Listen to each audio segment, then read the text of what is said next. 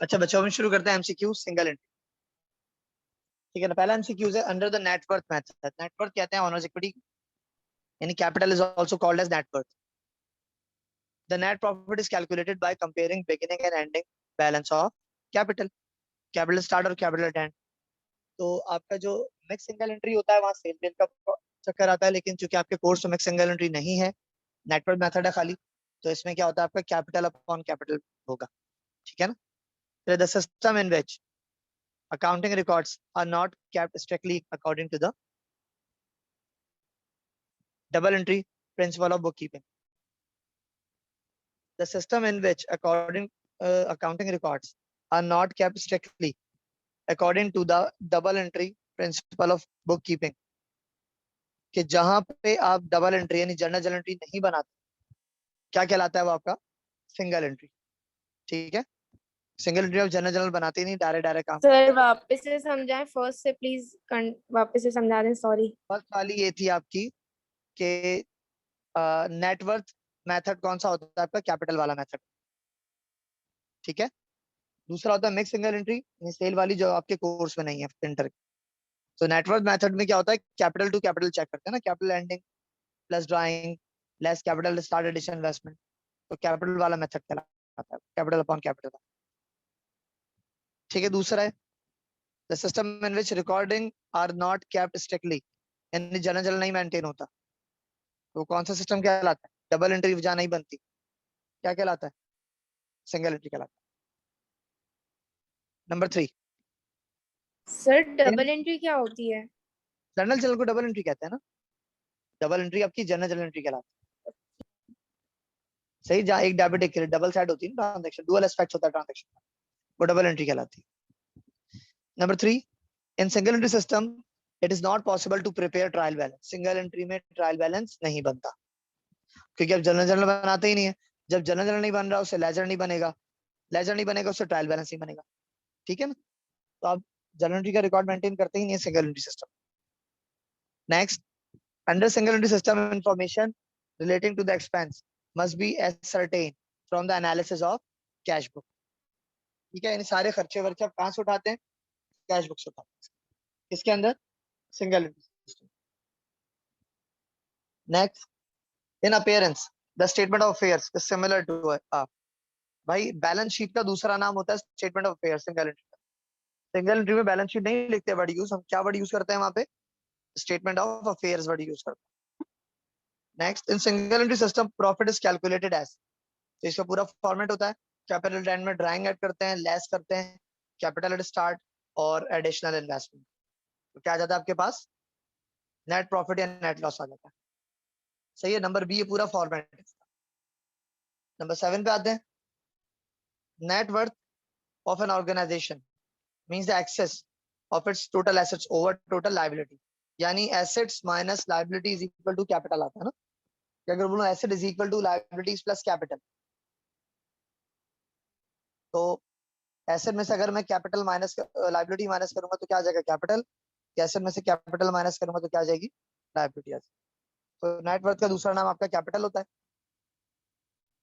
Number 8, we can find out the net worth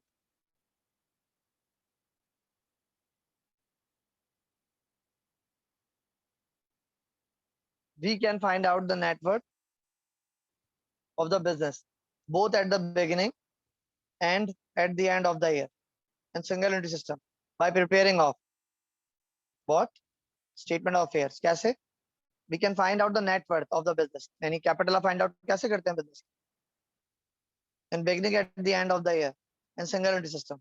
क्या बनाते हैं आप, यानी बैलेंस शीट बनाते हैं, हम स्टेटमेंट ऑफ अफेयर्स करते हैं। ठीक है, जिसके थ्रू हम ऑनर्स इक्विटी निकालते हैं। Number 9, the system of recording transaction based on dual aspects concept is called double entry system। The system of recording transaction based on dual aspects concept is called double entry। In dual aspect किसमें आता है, एक debit और एक credit, कहाँ आता है, journal. तो क्या कहलाता है, डबल एंट्री सिस्टम कहलाता है। 10 पे आता है, the excess of assets over the liability as shown by the statement of affairs। The excess of assets over the liability, यानी एसेट ज्यादा हो लायबिलिटी से, तो क्या कहलाता है? कैपिटल कहलाता है। ठीक है। Number 11, in the single entry system withdraw cash for business use will be treated as drawing, नहीं ड्राइंग तो नहीं होती, एक्सपेंस नहीं, इनकम नहीं, नन होती, क्योंकि ऑफिस यूज के लिए जब पैसा निकाल दो तो पैसा ऑफिस में आता है। ठीक है, ना वो ड्राइंग है, ना एक्सपेंस है, ना इनकम, तो क्या लिखा आपने? None. Number 12, profit can be measured as an increase in the net personal and cash, drawing, assets, liabilities. Profit can be measure as an increase in the net assets, यानी आपका asset साल में जब बढ़ता है तो इसका मतलब है आपका प्रॉफिट हुआ है तभी एसेट बढ़ रहा है, और एसेट्स कम होगा तो क्या होगा? यानी आपको लॉस हुआ है तो एसेट्स आपका कम हो जाएगा। पर्सनल एंड कैश से कोई ताल्लुक नहीं, प्रॉफिट का ड्राइंग से कोई ताल्लुक नहीं, लायबिलिटी से कोई ताल्लुक, इससे ताल्लुक है एसेट्स। सर अगर इसमें ये होता कि हमारे पास वो हो रहा होता हमें नुकसान, तो फिर लाइबिलिटी कहलाती ना फिर वो। नहीं, एसेट्स कम हो रहा होता, ये बात होती। लायबिलिटी का कोई ताल्लुक नहीं है net profit net loss, owners equity और एसेट्स का ताल्लुक है। Number 12, number 13 sorry, in single entry system only account open are real and nominal. Single real और नॉमिनल अकाउंट कौन से होते हैं? रियल अकाउंट होते हैं बेसिकली आपके एसेट्स, नॉमिनल अकाउंट होते हैं आपके एक्सपेंसेस और रेवेन्यू। और पर्सनल अकाउंट कौन से होते हैं? आपके पेबल रिसीवेबल्स, ये आपके पर्सनल अकाउंट होते हैं। रियल अकाउंट कौन से होते हैं? आपके एसेट्स। नॉमिनल कौन से होते हैं? एक्सपेंस, रेवेन्यू, लॉस वगैरह, नेट प्रॉफिट वगैरह, ये आपके नॉमिनल अकाउंट। ठीक है, तो सिंगल एंट्री में क्या आपके रियल यानी एसेट वगैरह यूज होते हैं और nominal account use. Single entry system is prohibited for companies में, यानी ज्वाइंट स्टॉक कंपनी में सिंगल एंट्री कॉन्सेप्ट नहीं चलता, वहां आपको डबल एंट्री कॉन्सेप्ट पे चलना पड़ता है, आपको जनरल एंट्री बनानी पड़ती है, जबकि सोल राइटर पार्टनरशिप में आप सिंगल एंट्री कॉन्सेप्ट चला सकते हैं। ठीक है, कंपनीज के अंदर आपको जनरल एंट्री वगैरह सब बनाना जरूरी होता है। Number 15, under single entry system if the adjusted capital at the end show an increase as compared to the amount of capital at the start, the difference will net profit। क्या कह रहा है? Adjusted capital at the end show an increase, यानी आपका adjusted capital बढ़ रहा हो, honours equity भी बढ़ती है तो प्रॉफिट कैसे बढ़ती है? ऑनर्स इक्विटी कम होती है तो लॉस की वजह से कम। एसेट्स और इक्विटी आपकी प्रॉफिट से बढ़ती है और कम। Number 16,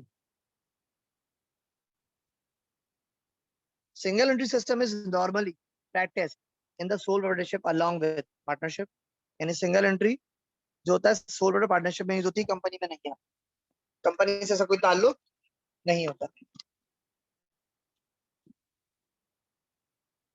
next, in the conversion of single entry into double entry system, क्या बनाना पड़ता है आपको?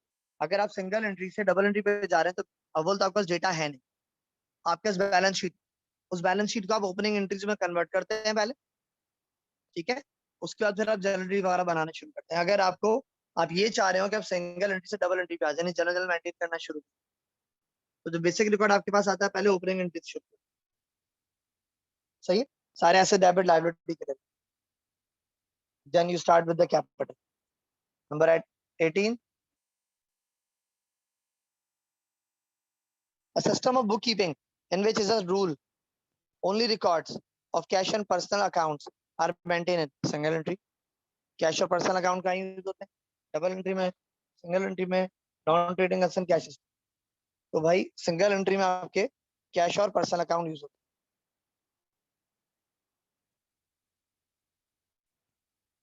Number 19, in the single entry system there is no accounting record of, इसका nominal, single entry system there is no accounting record of, assets का record maintain होता है, profit and loss भी maintain होता है, इक्विटी भी होता है, लेकिन हाँ नॉमिनल अकाउंट आपके मेंटेन नहीं होता। अच्छा जी, नेक्स्ट देखो, रिकॉर्ड में एंटर तो अकाउंट मेंटेन नहीं होता, एक्सपेंस रेवेन्यू, जैसे अब सेल है ये आप नहीं लिखते इसके अंदर, ठीक है ना, ग्रॉस प्रॉफिट नहीं लिख रहे होते, ठीक है, नेट इनकम की जगह एडजस्टेड प्रॉफिट और लॉस आता है, अनएडजस्टेड प्रॉफिट लॉस आता है, ग्रॉस प्रॉफिट वगैरह आपका नहीं आता। इन the single entry system prepaid rent at the end of the year will be In the single entry system, prepaid rent at the end of the year will be prepaid rent क्या होगा? Error in the income, हाँ हम income add करते हैं. Will be shown in the balance sheet, जी हाँ balance sheet में show भी होगा. A और C दोनों ऑप्शन क्या है? करेक्ट है. Will be deducted income नहीं, prepaid income से डिडक्ट नहीं होता. इसका ऑप्शन A और C है. 21 पे आते हैं. If accounts payable opening 36,000, payment to credit 167,000, and account payable ending 55,000, the credit purchase would be कितना आ जाएगा? Payable opening है 36, payment to credit 167, account payable ending कितना 55. The credit purchase would be 186,000. सही है? Opening है 36, ठीक है, purchase है 186, payment to credit 167, ending कितनी 55 है. तो आपकी क्रेडिट परचेज कैसे आएगी? कैलकुलेट करके आप निकालेंगे, क्या जाएगी? 186,000 आपकी क्रेडिट परचेज आती.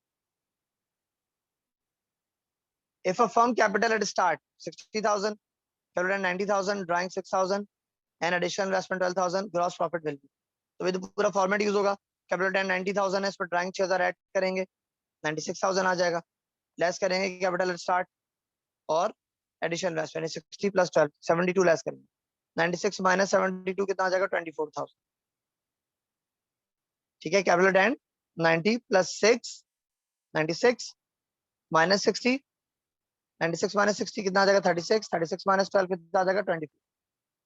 ठीक है, आ जाएगा आपका प्रॉफिट. सही. Next, if the firm measure as gross loss 15,000 and other income 18,000, profit or loss will be net income हमारी 3,000. कैसे?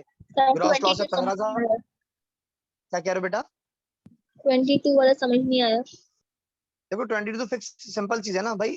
कह रहा प्रॉफिट या लॉस बताओ. तो फॉर्मेट होता है कैपिटल सिंगल एंट्री का, कैपिटल एट एंड, उसमें ड्राइंग ऐड करते हैं. तो कैपिटल एट एंड कितना है? 90, ड्राइंग है 6,000, दोनों को प्लस करा कितना बना? 96. लेस करेंगे कैपिटल स्टार्ट एडिशनल इन्वेस्टमेंट, यानी कि 60 प्लस 12 72. 96 माइनस 72 कितना आ जाएगा? 24. Okay sir. 23, if the firm measures as gross loss 15,000 and other income 18,000, profit or loss will be कितना आ जाएगा? भाई आपने कमाया 18,000, खर्चा किया 15, तो 18 माइनस 15 कितना आ जाएगा? 3,000. अब इनकम ज्यादा है, लॉस कम है, तो नेट इनकम आ रही है आपके पास. ठीक है. Next 24, if capital start rupees 40,000, capital end 60,000, additional investment is 8,000, profit 15,000, drawing will. अब हम जो सिंगल एंट्री हमने 2015 किया था, उसके अंदर रेसिप्रोकल मेथड यूज करवाया था मैंने. वो मेथड यूज करते हुए आप एग्जैक्टली इसकी ड्राइंग की वैल्यू निकालें और उससे भी एक जगह हमने ड्राइंग कैलकुलेट की. कैपिटल एंड है 60, तो ड्राइंग ऐड होता है जो कि नहीं है. लेस करते हैं कैपिटल स्टार्ट और एडिशनल इन्वेस्टमेंट 40 प्लस 8 48,000, प्रॉफिट आएगा 15. ठीक है. तो 48 प्लस 15 कितना हो जाएगा? 63. उसमें 63 में से कैपिटल एंड 60 माइनस करेंगे, ड्राइंग आ जाएगी 3,000. Last MCQs, if capital start rupees 1 lakh, capital and rupees 140,000, drawing is rupees 12,000 and loss rupees 8,000. Additional investment will be, capital and कितना है? 140, ड्राइंग कितना है? 12, कितना हो जाएगा? 152. लेस करेंगे कैपिटल स्टार्ट, तो 152 माइनस 1 लाख कितना आ जाएगा? 52. एडिशनल इन्वेस्टमेंट गिवन नहीं है, लॉस आ रहा है 8, तो भाई 52,000 और 8,000 का लॉस. तो आपकी इन्वेस्टमेंट कितनी होगी? 60,000 इन्वेस्टमेंट. ठीक है. अब शुरू करते हैं पास पेपर के एमसीक्यूज. ये तो हो गए सारे बुक के. अब आते हैं पास पेपर. 2018 में सिंगल एंट्री का कोई एमसीक्यूज नहीं आया.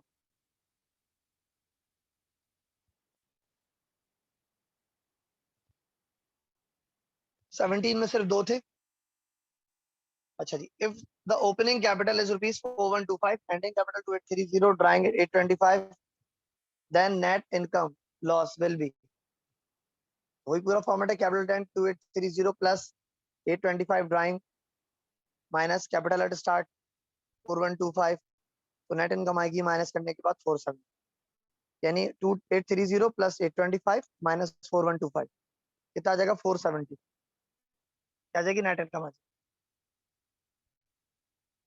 This does not appear in income sir statement. Net loss हुआ ना, क्योंकि जो हमारी हाँ net loss, capital at start है तो वो तो हाँ हाँ 4000 है, हमारा एंडिंग कैपिटल 2000 का है। हाँ लॉस आएगा, लॉस आएगा, सही कहा आपने बिल्कुल, राइट। तो नेट इनकम और लॉस जो आ रहा है कितना आ रहा है 470, ये बताया ना, स्लैश लिखा हुआ, तो लॉस आएगा 470, राइट, गुड, शाबाश। This does not appear in income statement, तो भाई कमीशन इनकम आता है इनकम स्टेटमेंट में, रेंट एक्सपेंस भी आता है, सेल्स भी आता है, बट कॉपीराइट आपका इनकम स्टेटमेंट में नहीं। ये बैलेंस शीट का आइटम 2016 का आता है। 16 तो सिर्फ 2 सिंगल एंट्री के एमसीक्यूज आए हुए। इन single entry system a statement composed of assets, liabilities and capital is called statement of affairs कहते हैं हम, ठीक है। नेक्स्ट है, this does not appear in balance sheet, rent expense है, एक्सपेंस आपका बैलेंस शीट में नहीं जाता, ठीक है। 15 पे आते हैं, the amount of capital is computed by subtracting liabilities from assets. Capital कैसा आता है? सर ये इससे ऊपर वाला 2015 से ऊपर वाला एक बार समझा दे, वो आपने क्या समझाया?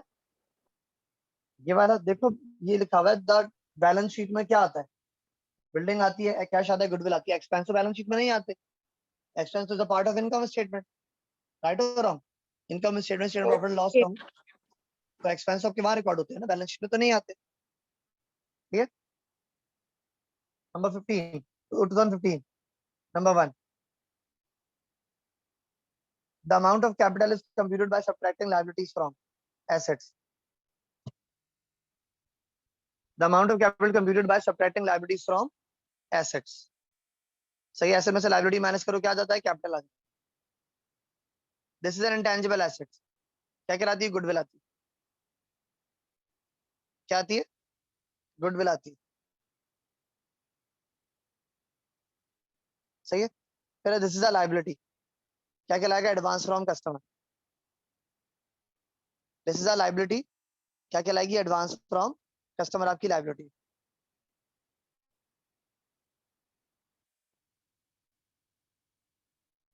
फिर आते हैं 14 private, sir loan to employ फिर क्या हुआ? लोन टू एम्प्लॉयज आपका रिसीवेबल होगा ना, एसेट्स है ना, एम्प्लॉय को कर्जा दिया, कैसे पैसे सर? लेने तो रिसीवेबल है, आपने एम्प्लॉय को कर्जा दिया, पैसे लोगे दोगे। अच्छा लोन फ्रॉम एम्प्लॉयज होगा तो आपका वो होगा ना liability, loan to employees, employ को कर्जा दिया है तो आपका एसेट्स है, अच्छा। कर्जा दिया उससे पैसे लेने हैं, ठीक है। बाकी एडवांस फ्रॉम कस्टमर लायबिलिटी है ना, काम करना है, पैसे लेके बैठे हो।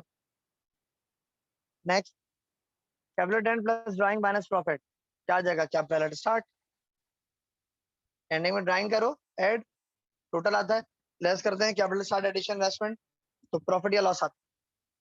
तो भाई एडिशन इन्वेस्टमेंट तो ऐसे ऑप्शन में भी नहीं, यहाँ पे सिर्फ कैपिटल लिखा हुआ है, तो कैपिटल आएगा एट स्टार्ट, और जो कि नेसेसरी भी होती है। 13 रेगुलर पे आते हैं, capital ten minus capital start क्या आता है, अनएडजस्टेड इनकम और लॉस, ठीक है। कैपिटल टेन में से स्टार्ट माइनस करो क्या आ जाएगा, अनएडजस्टेड प्रॉफिट या फिर लॉस आ जाएगा। Next, if closing capital is rupees 10,000, addition investment rupees 6,000, drawing rupees 600, and profit during the year rupees 2,600, then the amount of capital at start was 5,000. कैसे, closing capital है 10,000, इसमें आप क्या ऐड करते हैं, ड्राइंग, ड्राइंग कितनी 3,600, कितना हो जाएगा 13,600, इस 13,600 में से आप क्या करेंगे, कैपिटल स्टार्ट और एडिशन इन्वेस्टमेंट माइनस करते हैं, 13,600 और ये है कितना 6,000 और 2,600, 13,600 में से 6,000 और 2,600 माइनस करेंगे कितना बचेगा, 5,000, ठीक है। उसके बाद नेक्स्ट आगे 13 प्राइवेट का आता है। इन single entry system statement of affair assets and liabilities and capital is called statement of affairs. In single entry system statement assets liabilities and capital is called statement of affairs. Number 2, in appearance, the statement of affairs is similar to a balance sheet. आपका इसमें फिर क्या कहलाता है? Balance sheet कहलाता है. This is shown as a liability. Advance from customer आपकी क्या होती है? लाइबिलिटी होती है.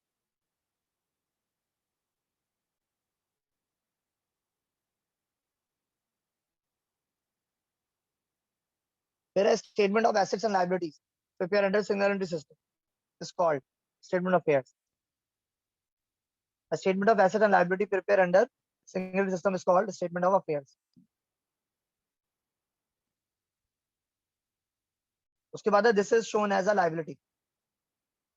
This is shown as a liability. तो एडवांस फ्रॉम कस्टमर कहते हैं. This is shown as a liability. क्या कहलाता है? Advance from customer.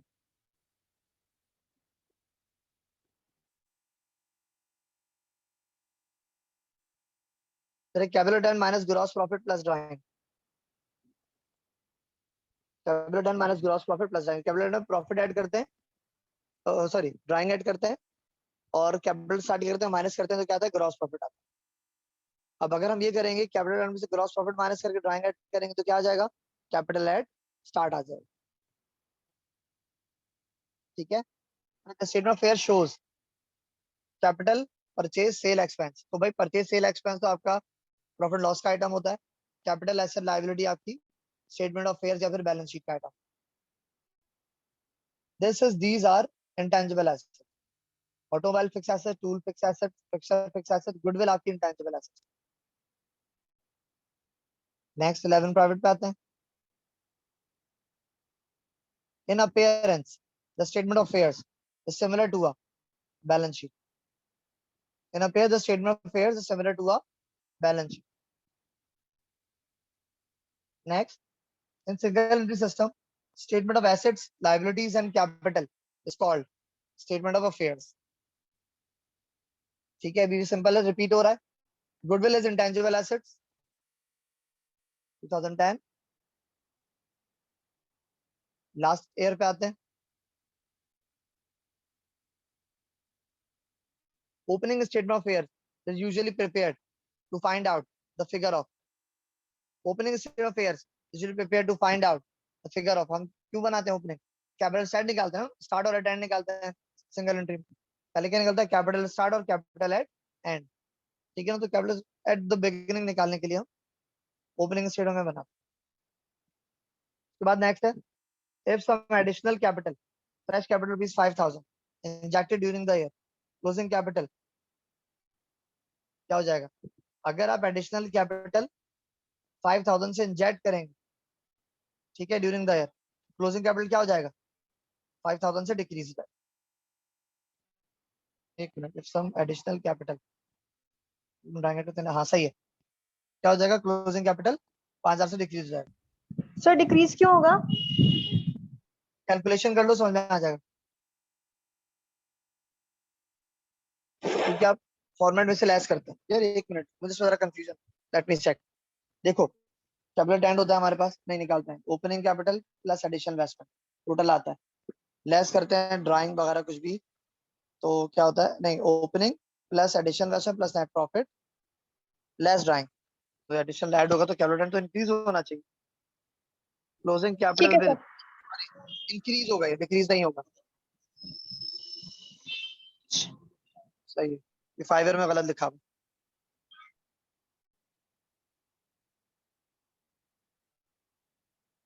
चलो देख लिया. ओके, क्या increase by 5,000. Number 3, if closing capital was 5,000, additional investment 3,000, drawing 300 per month for 6 months, and profit during the year rupees 1,300, then the amount of capital at start will be. तो भाई capital eight and में क्या add करते हैं आप? Drawing. 5,000 plus 300, 5,300 हो गया. Less करते हैं कैपिटल स्टार्ट और एडिशनल इन्वेस्टमेंट. तो 5,300 में से एडिशनल इन्वेस्टमेंट 3,000 माइनस करिए आपने. ठीक है. और प्रॉफिट आ रहा है, प्रॉफिट भी क्या करेंगे? माइनस करेंगे. ठीक है ना. 5,300 माइनस 3,000 कितना आया था? 5,300 माइनस 3, 4,303, 2,300. 2,300, एक मिनट कहाँ गया? ये रहा. कैपिटल 10 है 5000 प्लस 5300, एडिशनल इन्वेस्टमेंट आपके पास 3000, 5300 माइनस 3000, 5300 और 2300।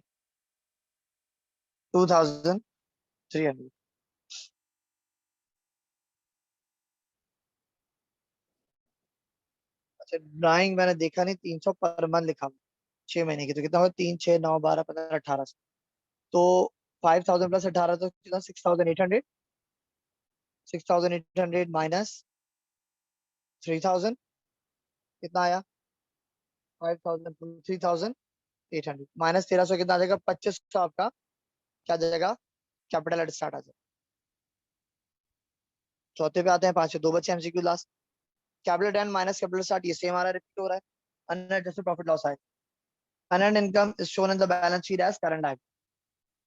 ठीक है बच्चों, यहाँ हमारे एमसीक्यूज खत्म हो गए सिंगल एंट्री। पहला चैप्टर हमने कंप्लीट किया है किसका, सिंगल एंट्री।